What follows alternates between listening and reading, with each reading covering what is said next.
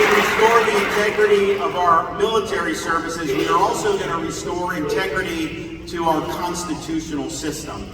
America's founding fathers did not design a constitution with 4 branches of government.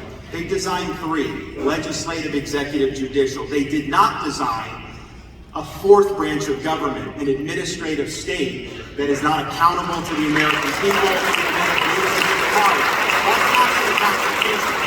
That's there because Congress has neglected its role for many decades, and presidents have been derelict in their duty in using their Article 2 powers to discipline the bureaucracy. Well, that stops when I get in. We are not going to allow the most significant issues facing our society and economy, whether it's what kind of car you can drive, what kind of energy you can use.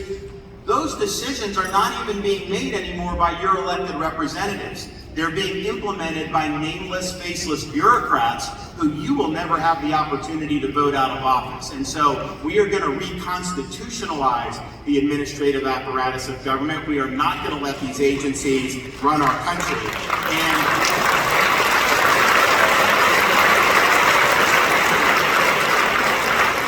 And what happens is, when there's no constitutional accountability, our founding fathers would have absolutely predicted the weaponization that we've seen with these agencies, particularly Justice and FBI. Because when you don't have constitutional accountability, human nature is such that they will abuse their power.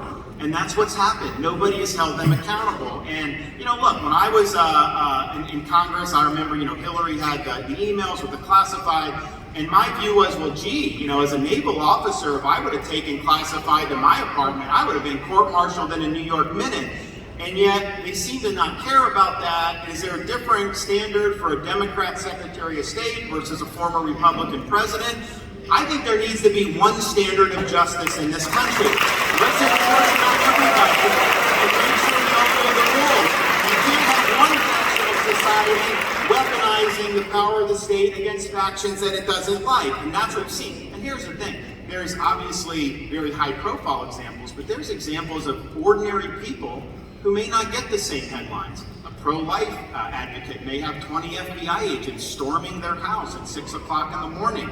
You may have parents going to a school board meeting in Virginia that are being surveilled by the FBI. So the weaponization of these agencies strikes at the heart of what it means to have a free society, and it's not just affecting people at the top, it's affecting people all throughout our country. And what I can tell you is this, we need to have a president that's going to do something about that. You can't get cowed by the left. You can't get cowed by the media from doing what is right. You got to be willing to go in there on day one, and you got to be willing to spit nails. And with me, you'll have a new FBI director on day one.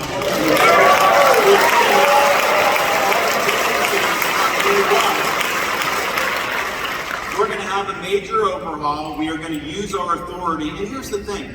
If you have an agency working with big tech to censor information like Hunter Biden stuff, I am going to fire those people when they abuse their power. I am not just going to let them stay in our government. They're gone. We're going to have a very quick look. We are going to make sure that we're instituting accountability. At the end of the day, we will, once and for all, end weaponization of government under my administration. That will happen.